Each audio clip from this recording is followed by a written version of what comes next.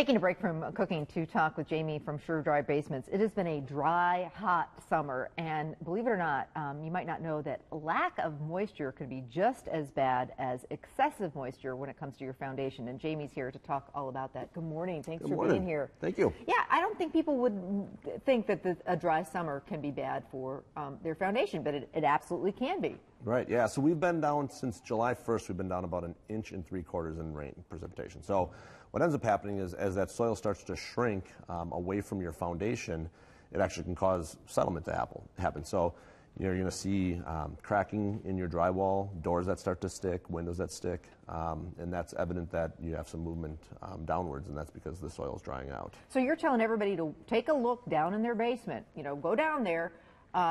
People get all freaked out when there's a big rain and, they're worried about water in the basement, but this hot, dry weather can be as bad. So just take a look for what should be looking for down there. Yep, so a lot of times we'll hear people talk about they hear a big pop because as the soil continues to shrink, the foundation will span between the soil that below and eventually gives way, and so they'll hear a pop sometimes. You'll see cracking in the block wall. It'll be step cracking. You'll see diagonal cracks in the poured walls.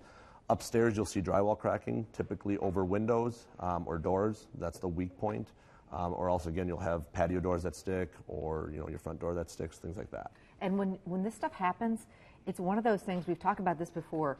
You put this stuff off, and you think it might be a little expensive now. You put it off, and we're talking serious money. So good idea to have you guys out, and there's some quick fixes you can do now. Absolutely, yeah. So this stuff is stuff that doesn't fix itself. So you do have to have a professional come out, give an evaluation of it, and then come up with the best solution for it. So this time of the year, though, it's not all bad when it comes to drying.